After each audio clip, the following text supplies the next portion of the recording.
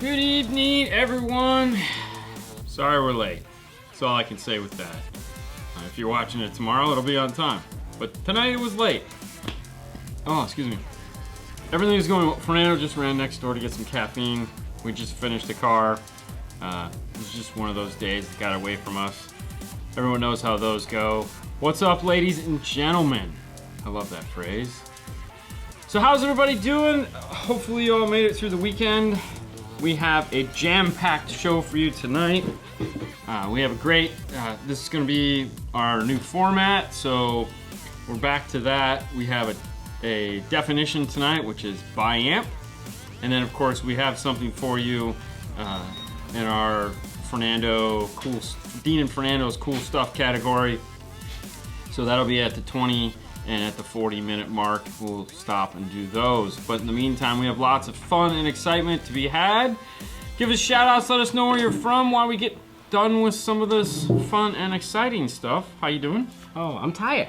How was your weekend? That was good. What did you do? We went to Monster Trucks. Monster Trucks, come see right. Grave Digger. Yeah. So it was all weekend. You got to go Sunday because everyone else had all weekend. Well, because, you know. Hell from the land of buried in 3 feet of snow. Wow. Sorry. Dang, that's Sorry all you, bro. Hey, it's Mark. What's up, Mark? What's going on, Mark? What do you do? I went and sat in the parking lot for a little while with a bunch of other people, such as Jeff Smith and some other fans of car audio, as they got their car judged. But you got lost the first time. Well, Jeff told Jeff he got lost too. He told us to go to the wrong place. So we ended up here, and then we ended up there. So what's up, Gary from Sound Effects of Delaware? Oh yeah, yeah. Gary. So but the nice thing was had the top down, just cruising. So got to take a nice extended drive. Wasn't in any hurry. Didn't really care. So it was nice. It was hot as hell. Nova Scotia. Dusty. Doing great. I have my upgrade items now. Audio control setup. Perfect. There you go, Kentucky. Well, as in every show, we like to start out with the same thing, which is Clean Wire Club. The 12-volt Clean Wire Club is a place you can go to put pictures of your cool wiring that you did on your install. That is correct. By all means, please post your pictures there. And if you do something that's exceptionally cool, well, then Fernando will pick you to go as the top little cool thing on Facebook. Let's take a look and see who won today's. Ooh, we got another engine bay. Is that a theme I'm detecting, Fernando? Or those are the guys putting up amazing work? That is amazing. This is really nice. So I was trying to look for, you know, something different, and 405 Customs fuse holder there. Yep. That's cool. Yep. And that's really clean. Dude, you know, was it 405 that did it? I don't know. His name is Conrad.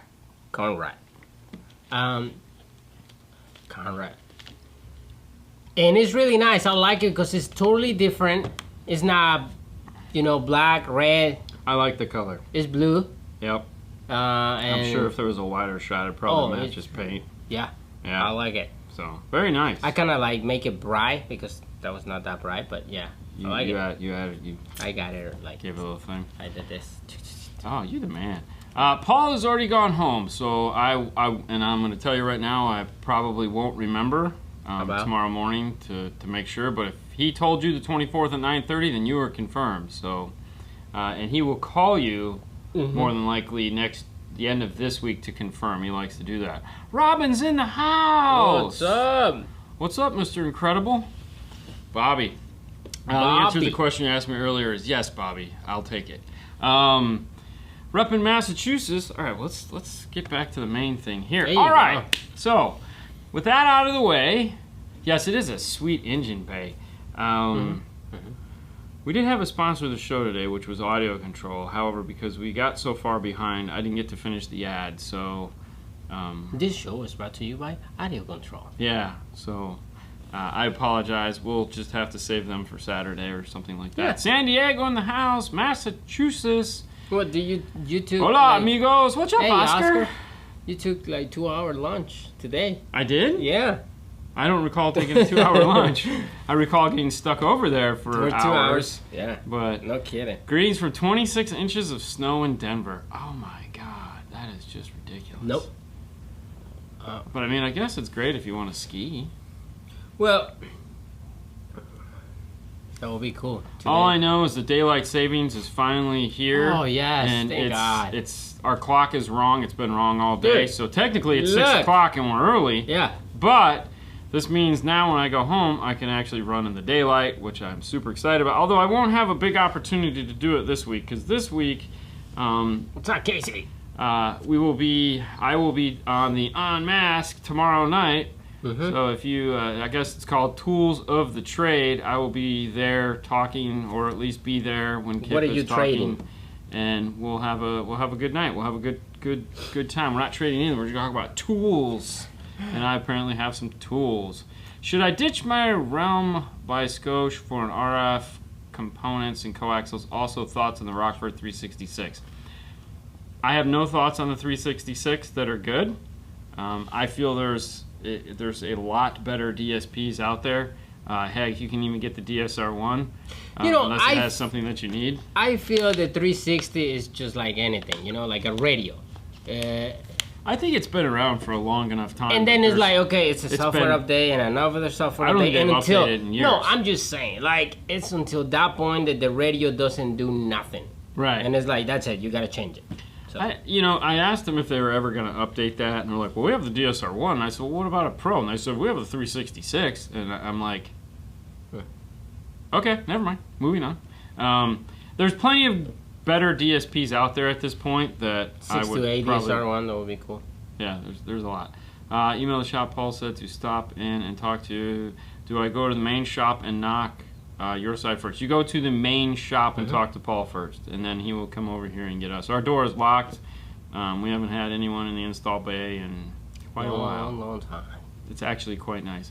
Can you recommend a 5-channel amp that will fit under a seat? The Kenwood? Ooh, 802.5 is probably the smallest. The 802.5 is really nice. Yep. If you have a little bit more room, you could go with the 901.5. Okay. It's a little bigger, but the 802.5 is definitely the smallest. If you have room left and right, because the 802.5 goes this way, meaning the wires all come out of the front side of it. If you have end cap wiring options, then you could go with the 1005. Also, you can go with the Phoenix Gold, the new one. Oh, the 800, yeah. The MX, MX. That comes out of the end. Yeah. So there's a couple small ones for you. Yeah. I have a 2014 Jeep Compass, and I'm looking to put 212s. Any advice? I mean, there's a lot of 212 boxes out there. You got Kicker makes a really nice box. Rockford makes a really nice box. Kenwood makes a really nice box. JL makes a really nice box. If you're looking for something that's simple and all in one, that'll go right in there. Thoughts on the new Sundown 5-channel? I really haven't taken a look at that one yet. I've seen them talk about it, but I haven't gone and done a deep dive on it. What are your thoughts on it? I guess would be the more appropriate question. I'll stick with the DM810. There you go. There you go. Thank you. Would you put a micro bypass on a 7600 NX, or do I need it? No, you don't need it on the new ones. The 7600 NEX is going to be the hold here, and then hold here, and then you just ground the emergency brake wire. So that will do nothing for the micro bypass will do nothing for you with those radios. You have to hold and then hold. We have the video on it. It's on both channels, 5-star as well as Dean and Fernando's car stereo clips. You have to use a stopwatch. It's a lot of fun. If you can get it on the first track, then you get points for being pro. Have you ever got it on the first track?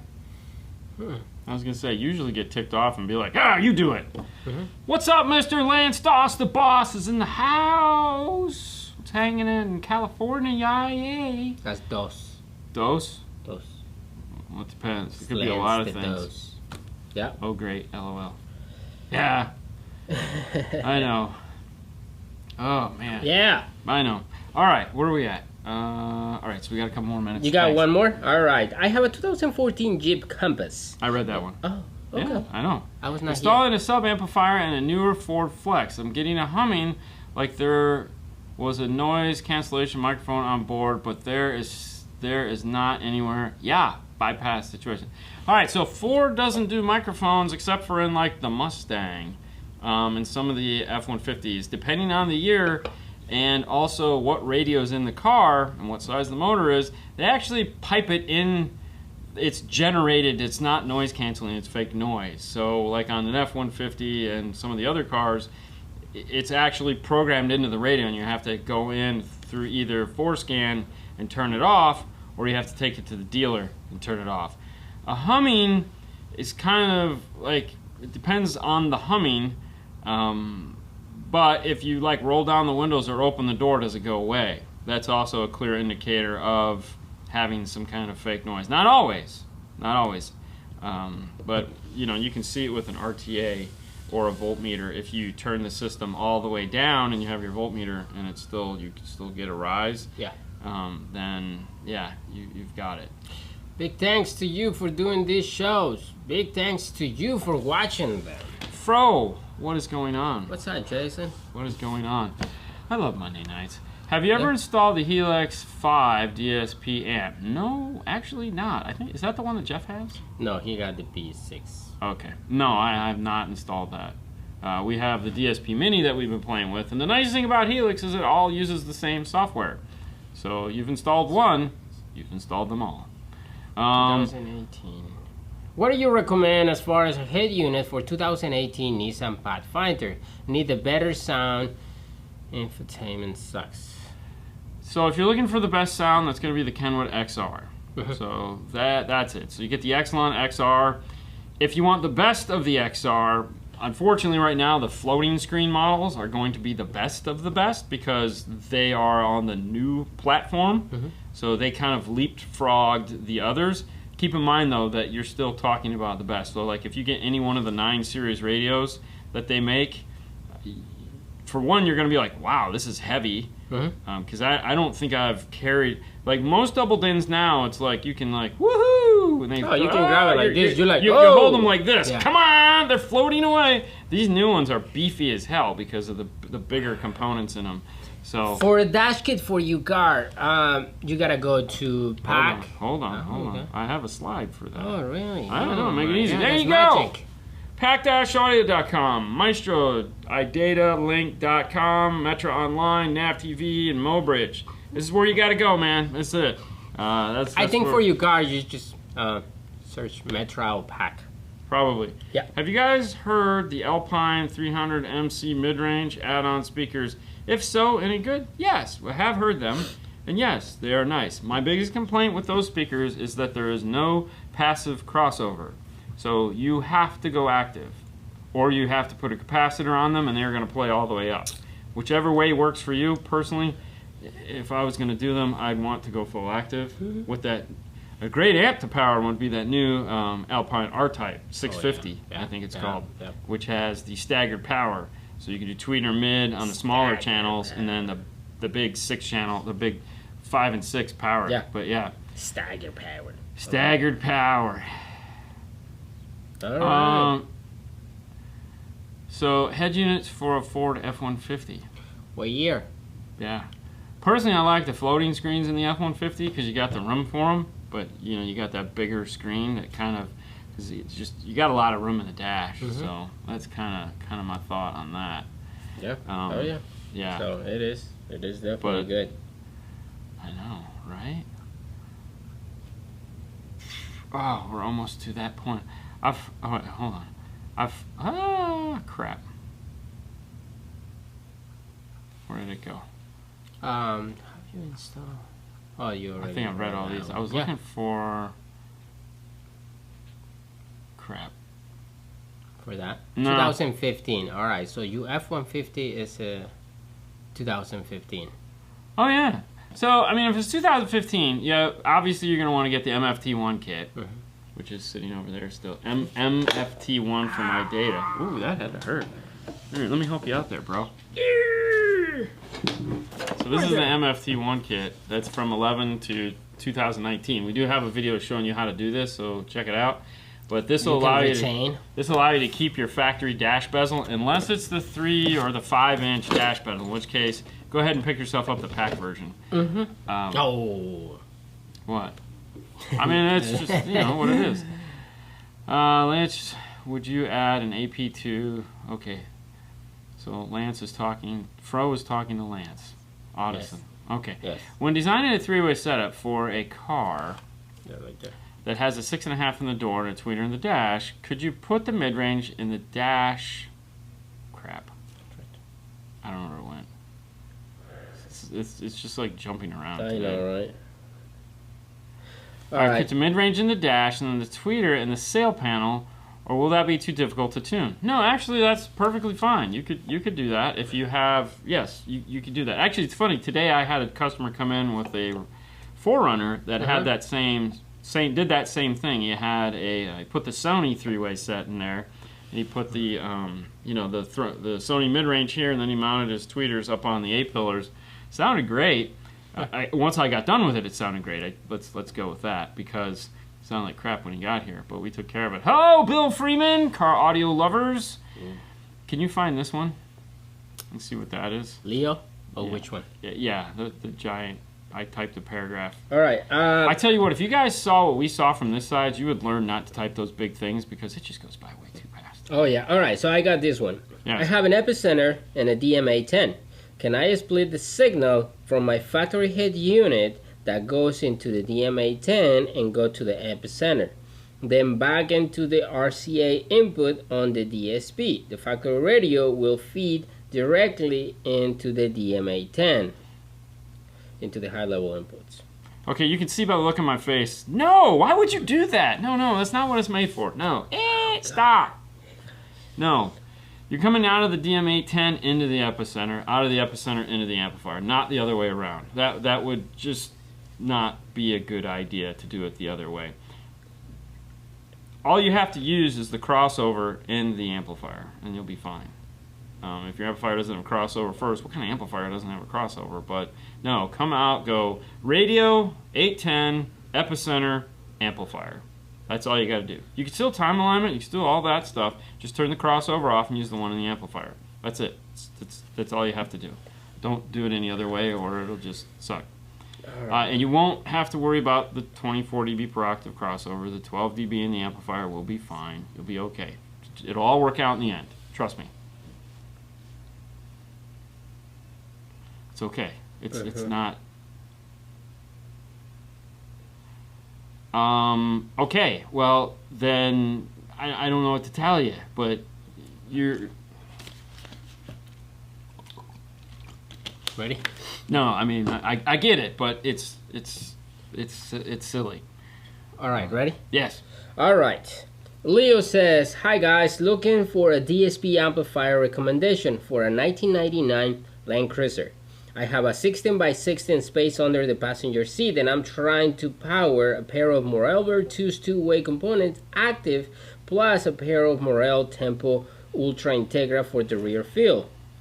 We have a JL subwoofer, a Kenwood radio. His option is Helix P6. That's what Jeff has. Okay. DSP MK2 plus the Helix M1 for the subs. So it's 6 by 120 and the subs is 1 by 400 watts. Or the second option is the audio control D6 1200 plus the LC 1.800. 6 by 125 plus 500 watts for the sub. What would be the other option? I mean, if we're going for a ton of power, I mean, those are both two good options. Obviously, we've done plenty of the audio controls for that one, so that would be more what I'd lean to. But I mean, oof, man. I mean, they're both going to do the job. Yes, they're both going to do the job. Yeah. I mean, I guess the best is to download the software of both of them and play with it.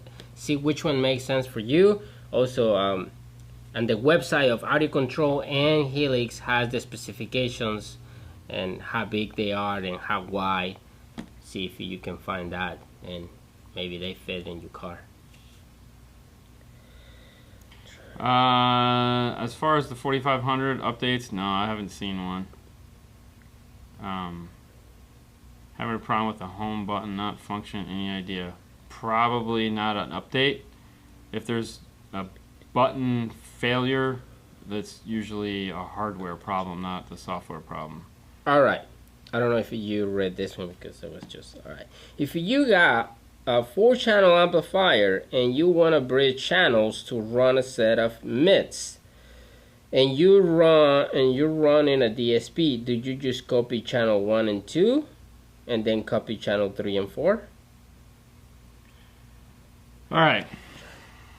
So no, you're gonna need Y connectors.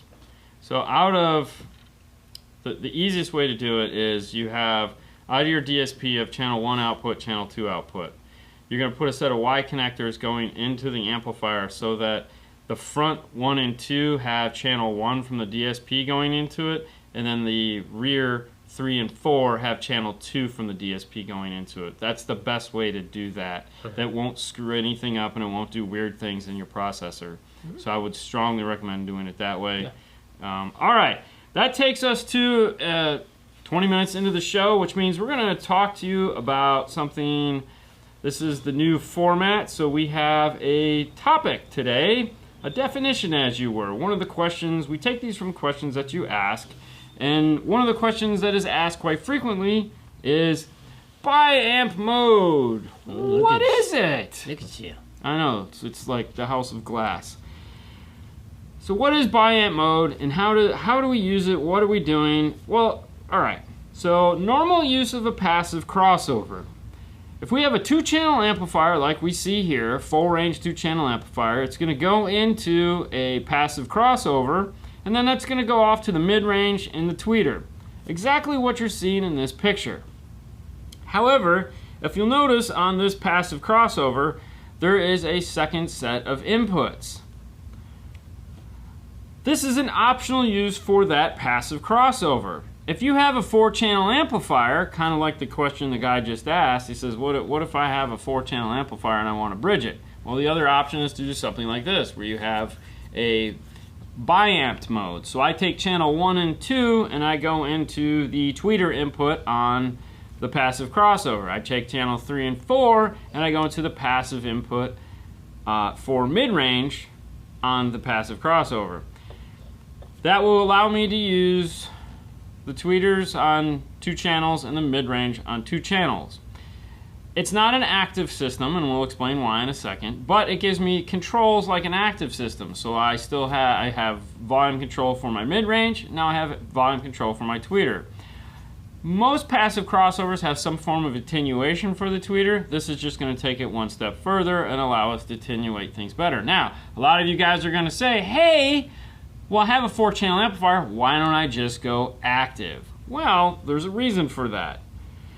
In order to go active out of a 4-channel amplifier, you have to have a crossover that has a high enough filter to limit the frequencies for the tweeter.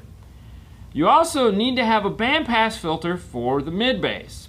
If you look at the 2-channel, if you look at channel 1 and 2 on this particular drawing, you'll notice that there's black boxes as well as clear. And then it says high, low, or high, off, and low.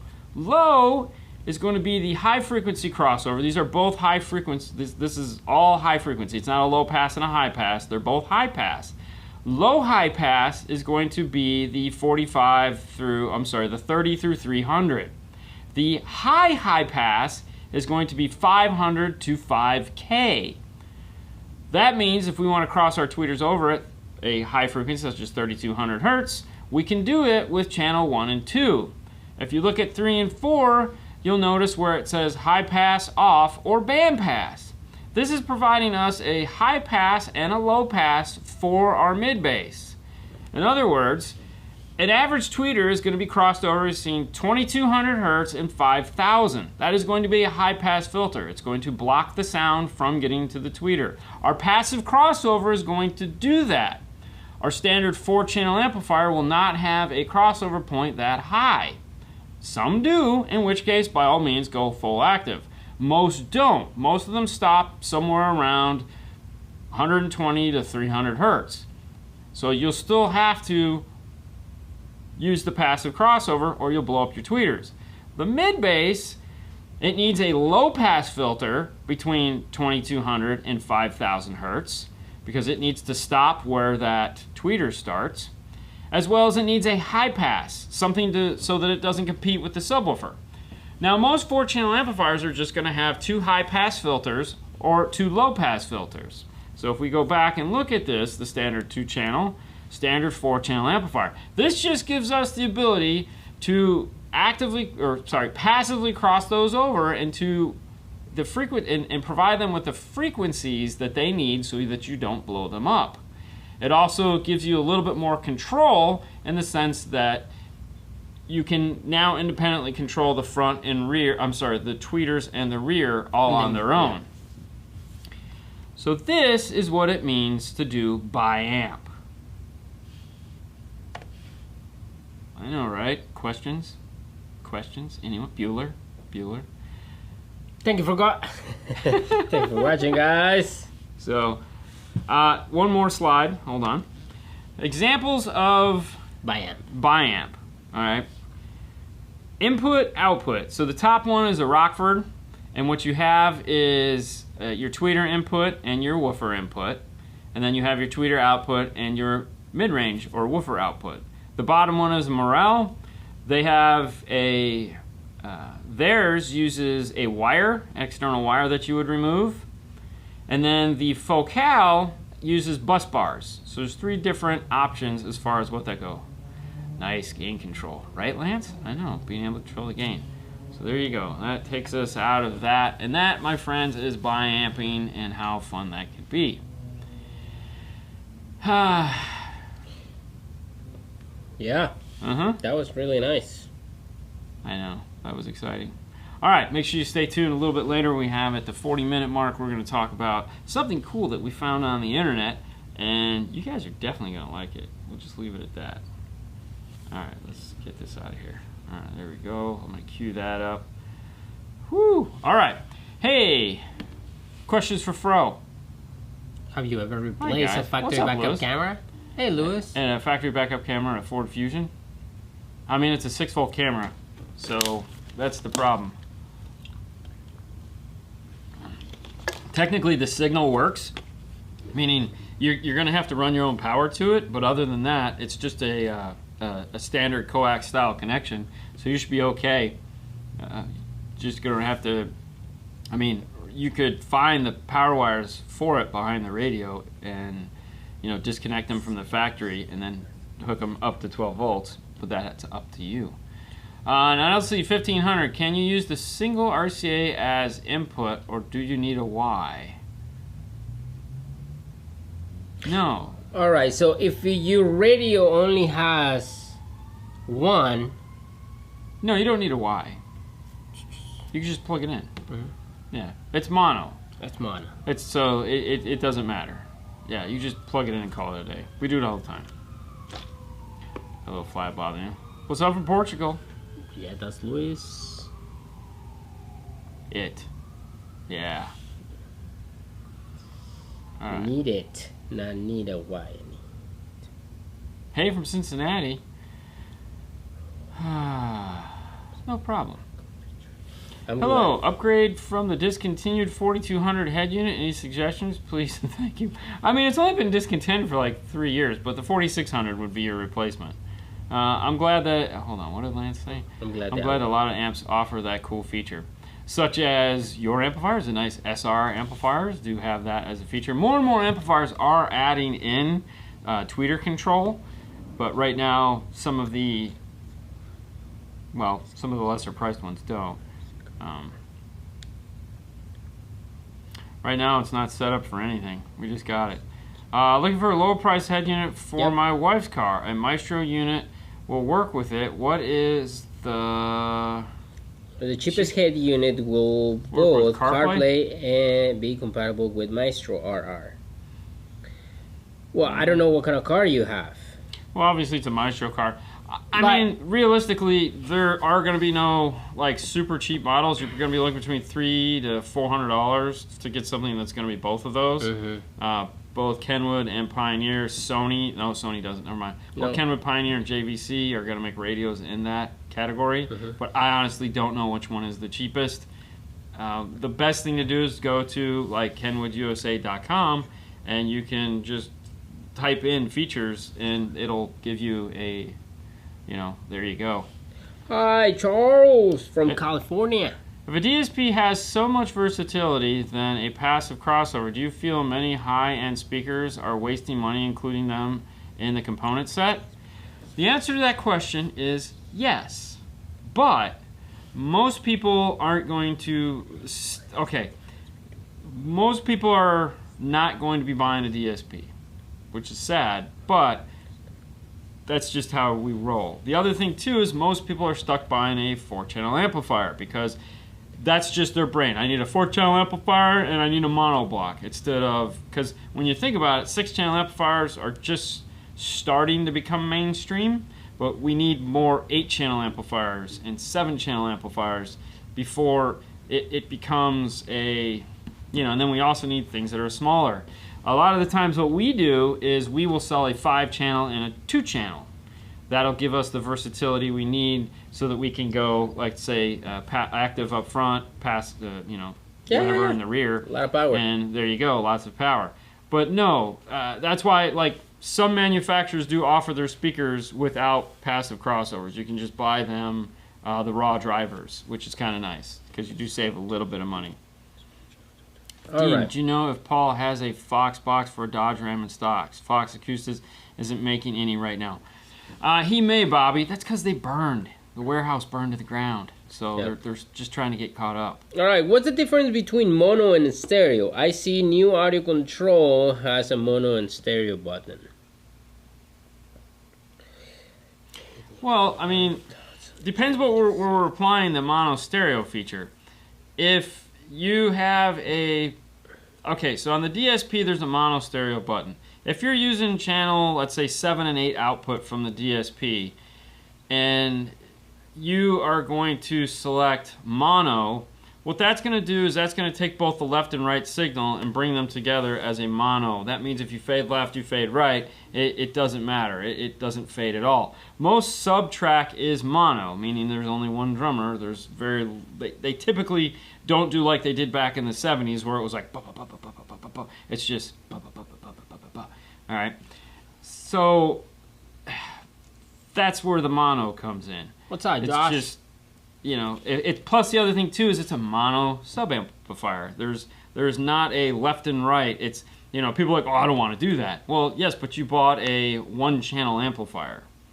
It has 2 channels of audio in, but it's not doing anything. So that's the mono feature. It's just, it's for fading left and right.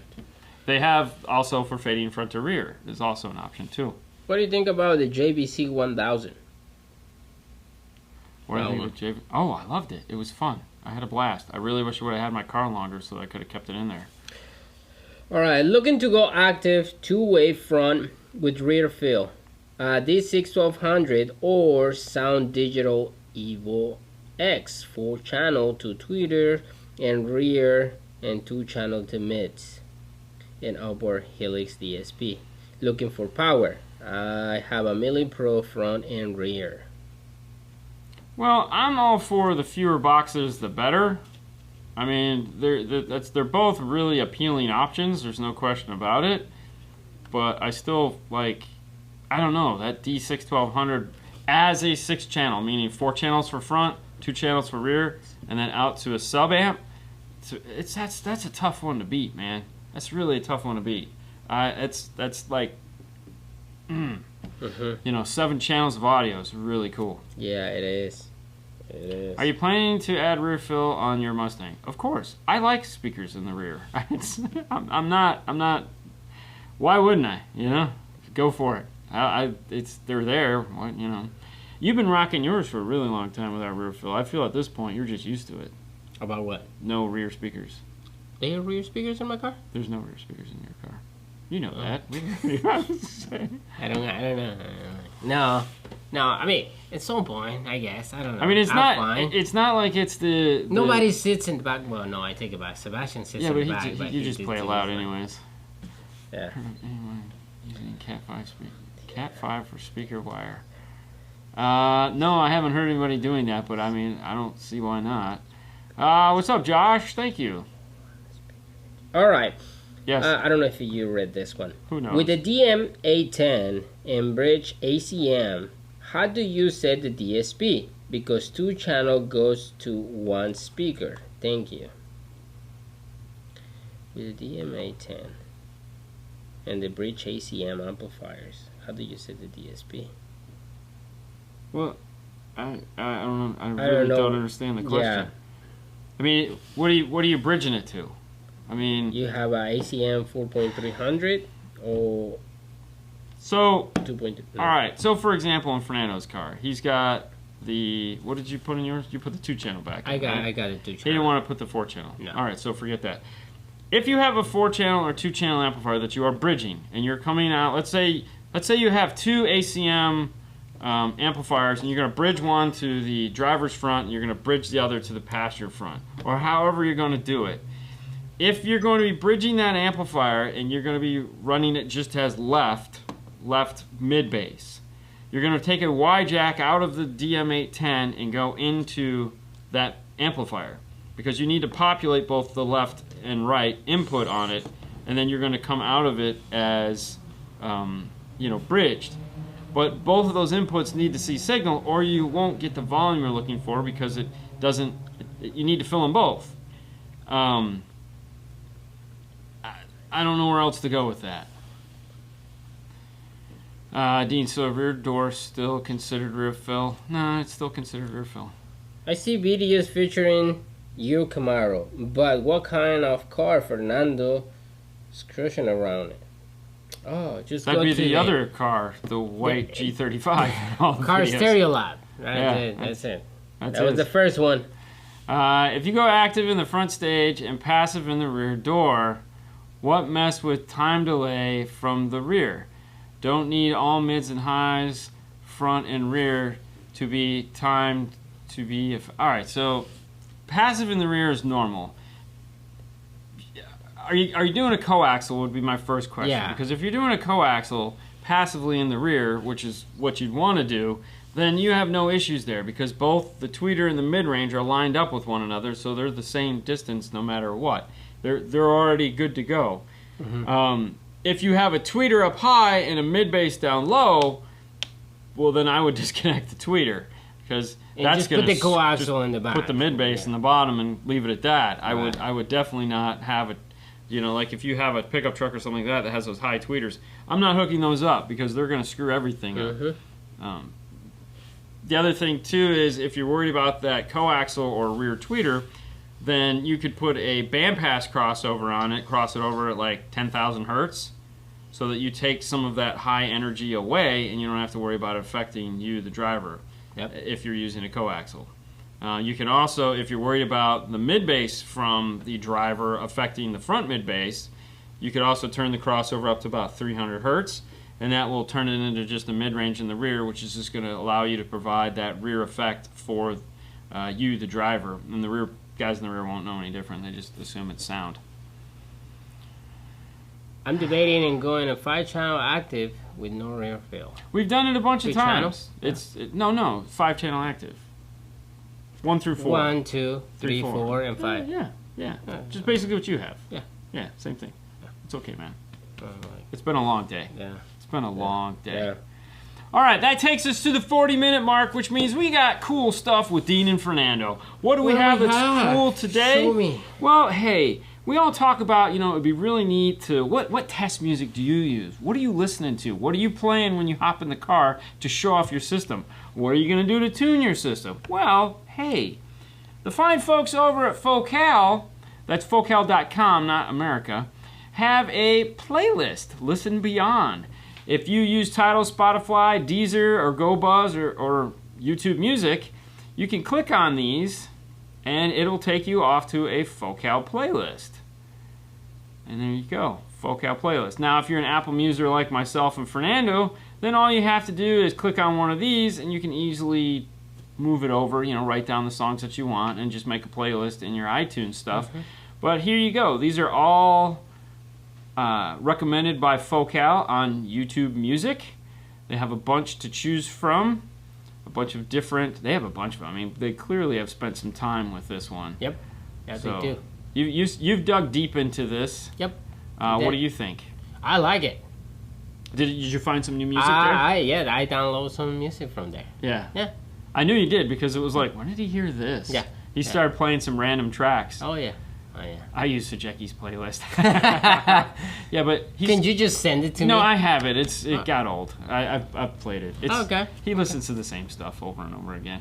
Well, He's like us. Not, he plays like the same everyone listens the same thing over and over. Yeah. It doesn't matter. But okay, so how do you find this playlist? Let's go back here. All right, so if you go to we're gonna go fun. So you can find it on the focal.com website, but if you go to focal en slash, so go focal.com/en/listen dash beyond dash playlist. You'll find it. It is kind of hidden in their Euro or French website, but that's where it's at. And you then have you a can. cat. Do I have a cat? You have a cat. I don't have a cat. Oh, it says right there. I don't have a cat anymore. They're all dead. But no, there again, Bobby. The easiest thing to do is just go to YouTube Music, and then you can write down the names of the playlist. You could probably copy and paste. Yep. Oh, of course, it's YouTube Music. You probably just press play and go. I mean, I'm sure they just give you a sound. Does YouTube Music charge? Yes, you can pay for YouTube Music. All right. Yeah. I would definitely recommend you Spotify. I just use Apple Music and call it a day. I mean, right now Spotify has these hi-fi music. They actually you do have to pay for it. Really nice. Yeah.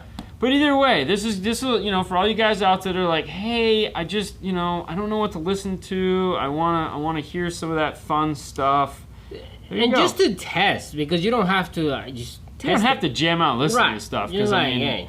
I'm a cheap ass. That's fine, dude. You can too. You can still click on these. All right, so we'll click on this right here. Here's the list right here. So you can type these in and you can go play these songs. Well, the problem with Pandora is that it's going to bounce around and not allow you to create a playlist because it's Pandora. But here's all the songs right here. So you can just click on one of these. We got Lady Gaga, "Stupid Love." Well, don't play I'm not going to play it. It's definitely stupid. But here's the list. So, you can have lots of fun with it. Like I said, you go there. I saw this Let's Dance, and I thought it said Lance Doss. I was like, what? Lance Doss? He's a singer too? Oh my gosh, this man does everything. He sings. And in the shower, he sings. We all sing in the shower. Not me. Thank you, Lewis, for putting that up for me. Yes, there you go. There's a link, guys. So that's it. So focal.com. Or you could just probably type in Focal Music on YouTube. I mean, oh my god, dude. I get all my music from LimeWire. Oh, I used to do that. He's still tripping on the 90s, man. Dude, I used to do that. Of course you used to do like, that. download. Oh my gosh. All right. Bad. Can IB be done with 212? As a matter of fact, yes. When we were in many of a Knowledge Fest, Mr. Gary Biggs has a full audio control amplified system with a bunch of Audio Frog speakers, because he was one of the founding members of Audio Frog, and he has 2 IB12s in the most amazing installation. I'm sure, actually, if you go back and you watch our first trip to California, that's like 2 or 3 years ago, we show it because it looks like there's a piece of plexiglass there, but it's not, and you can actually reach in and touch the woofers. It's the most amazing thing. The thing you have to keep in mind about IB is that no matter what you do, the front of the woofer can never see the air from the back of the woofer. All right? Nope. That is the hardest part. You have to totally seal the trunk to the cab. IB is infinite baffle. It does not mean it means there's a baffle. It means it's a really big box. So it has to be sealed. You have to put a lot of work into it. IB can be some of the most rewarding bass, as we found out from Jeff. However, it is one of the hardest things to do. I remember years ago we'd done it in Nathan's car, and it literally took us a week to get every single little air leak clogged. Wow. And the baffle, it was 410s, and the baffle was made out of 3 pieces of 3/4-inch birch. That's crazy.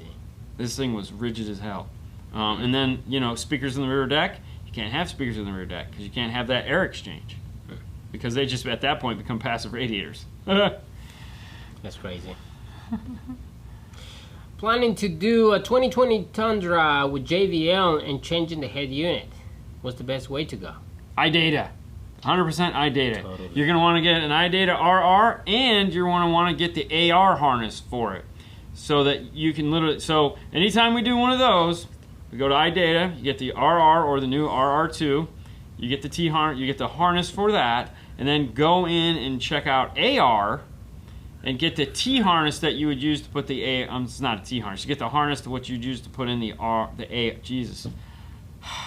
to put in the AR. That way you can unplug the factory amplifier and plug in the AR harness to it, and all your speaker wiring is there. You will still have to run wires up to the mid-range in the dash, because the mid-range in the dash and the tweeter are on the same channel. So if you're going to be doing any form of 6-channel via passive and or active, there is one new set of wires you do have to run. But that's what we do. It makes it really nice. The other thing we do too is that when we pull the factory amplifier out, there's a ground for the factory amplifier located right up underneath the seat. We remove that. We pull the whole harness apart. We strip all the crap off of it. We tape them into their individual harnesses, and then we pull them into the center console. There's a factory ground point right up underneath the cup holder, and we will move that factory ground back to there. But this frees us up to not have to deal with all that nonsense up underneath the seat, and we can plug it into the center console where there's way more room. Yeah. Okay. I loved AP mats back in the day. Aperiodic membranes? Just AP, I don't know. 2016 Lincoln MKC with THX. Should I tap prior or after the factory amp to connect the DMA10? If it's a 2006... 16 with the THX, it's going to depend. It only depends if... Alright. If there's a variable voltage before the amplifier, yes. Otherwise, you're going to have a lot of fun trying to integrate into that, because that's a lot of channels, and that's only got 8 channels of input. So you're going to have to figure out what you need. The other thing too is if it has a fixed output, meaning just left and right output that is non-variable, meaning it doesn't go up and down, and all your audio cues are on it, meaning that it does chimes, backup sensors, and all that. You can install an external volume knob for the amplifier and control it that way. That's another way to do it and keep that clean signal unadulterated, uneq'd, unmolested. You just can't use the volume controls anymore. You have to put in an actual knob that controls the volume. What's up, bud? And I think you can do that with the AC3. So I think you can use it to control all volumes on it. Yeah. Okay. Is it worth the money? Is the 1000 worth the money? I can't answer that for you, because I don't know. I don't know what value you take in certain things. Right. Did I like it a lot? I enjoyed it a lot. I thought it was really cool. I like the look of that. I like it has VU meters on it. I thought it was really cool. I like this. That was the first thing you saw, and it's like, oh, I'm gonna leave it like that. Yeah, it was it. Yeah. But there again, it's a really nice piece. If you have the money, okay, and you're willing to spend it on something cool like that, then you will not be disappointed. Yeah. It's the easiest way to put that. Yes. I don't know why I said lost me on that last part about the ground in the console. You're going to remove the factory ground point underneath the seat, but then you have to re-ground it somewhere. So you're going to, if you take... it'll make more sense when you actually see what you're doing. Yeah. You're going to pull the harness out and move it into the center console, because you need that room underneath the seat for mounting amplifiers or crossovers or whatever you're going to do. You've unscrewed the factory ground. You need to go into the center console and you need to screw it back in. There is a factory ground point in the center console so that you can re-ground that main harness in the center console as opposed to underneath the seat. That's what I mean. You'll once you've pulled it, you pull it out, and then you'll pull the cup and you go, oh, there's a ground there. So you're just moving it from here to there. That's all you're doing. Yeah. Nothing You too just exciting. move wires. Moving wires. So going with the AR and an RR harness method, do I need a 12-channel amp to keep all the speakers? And how am I going to signal to amp for the 2020 Tundra? Well, okay. There's not a 12-channel amplifier in there from the get-go. The mid-range and the tweeter are on their same channels. If you're looking to go with factory, you're just going to amplify the factory. For one, bad idea. You're going to need new speakers because they're a bad idea. But I don't know what you're planning on doing. So, for example, you could easily put, like we've talked about on the show a bunch of times, a 4-channel amplifier in there with a passive crossover to a 3-way set. No, he's going to go active. He say he want to go active. Then you need a channel of power for every channel of speaker. So if you're going to do a tweeter, a mid, and mid bass, that's 6 channels. If you're going to do rear, we don't do anything with those rear tweeters. We put a coaxial in there. That's 8 channels. Subwoofer, 9 channels. That's all you need, 9 channels. So now you run into the case of what DSP do you get? Well, you need something, either a 9-channel DSP, 10 or 12-channel DSP. But that's it. You will have to run wires up, as I said, to the mid-range. Yeah, but you don't need a 12-channel DSP. You can do the... I mean, you can helix. do that, you yes, can. but like it's not. I'm assuming you're asking what is car. the minimum I'm going to need to do this. Have an LC 1.800, 2018 Silverado, what 8-inch sub, and a ported box would you suggest? 1.800. I mean, you need like a wedge. What 8-inch sub and a ported box? I don't know the height on that one. I mean, if you could fit it, I mean, we've been doing those Scar 8s. I mean, I'm assuming you want a Super 8. I don't know. No, well, I mean, the box we have over there is for 2 Scar 8s for the Chevy truck. It looks like they'll fit. All right. So, you got to try. I mean, any loud 8. I mean, you got a Ground Zero, you got a Scar, you got a Sundown. If you want to go square and build the box, you got a Kicker Q-Class. I mean, there's a ton. Do you guys use amp install kits for wiring or order everything separately and use what you need? Actually, no, we use amp kits. It makes it easier for Paul. So when we do an install, he just hands us an amp kit and we just take the parts out of it that we need. So yeah, it just, he likes doing it that way, so that's how we do it. The only time we change that is if we're going to be doing like 0 gauge, like anytime we do an F-150 that's going to need a dual run of power ground, then we'll do a la carte there. All right. I bought the Cam 1 kit for my 2013 Camaro. I have the RR and I'm thinking upgrading to the RR2. With the buttons on the kit will be programmable for the aftermarket lighting. Also, do you have a video of replacing for 1000 watts of bridge amplifier in the 5th generation Camaro with the 212 box, maybe one on the side? Oh, you okay? Yeah. Yes, to answer the question, the Cam 1, if you go to the RR2, you can use the 3 MPOs to do whatever you want with. So you can program those 4 buttons, connect those up to the MPOs. It's one of the easiest kits to do it on. So yes, there's that. As far as hiding stuff in the back of the car, you have a very small amount of space. I think really the only thing you could possibly fit where the factory amplifier is in either the passenger or the driver's side is either a sound digital amplifier, because they're small and compact, or the Rockford Fosgate Mini T's. The factory is tiny. We did do there's an Instagram picture somewhere of like something on each side that we tucked in behind the carpet. That was the Rockford amplifiers with the epicenter here. Yeah. And the What, Rockford amplifiers. No, that was 2. Was there 2 over there? Yeah, 2. Wow, I got 2? Yeah. Wow. So there you go. Yeah. But yeah, that's what you'd need to do that. Thank you. You're welcome. Quick question. I ordered a 370 amp alternator to replace my old one. I'm planning on doing the Big 3 upgrade, but my battery is in the trunk. How much 0 gauge do you think I need total to do the job? At least 250 feet. No, seriously. When it comes to 0 gauge, what we do is the same thing you're going to do. You can do one of 2 things. Take a smaller piece of remote turn-on wire and run it through the car. So put it where your end is going to be, and you snake it through the car, and you put it exactly the place where you're going to end up so that that piece of wire is now run through there, get it all places it needs to go, tucked in, and then you pull that wire out, you take a tape measure, and you go like this, and that's how much wire you need. If you don't have any extra wire laying around, you can use rope. It'll do the same thing. If you don't want to do that, then do yourself a favor and measure the length of your car, add about 2 feet to it, and then buy that much zero gauge.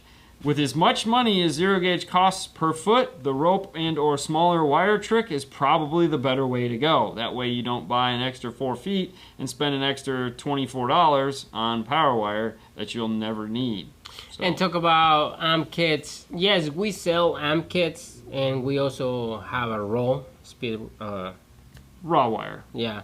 So whatever we need, that's what we use. And if you're interested in buying an amp kit, just call Paul.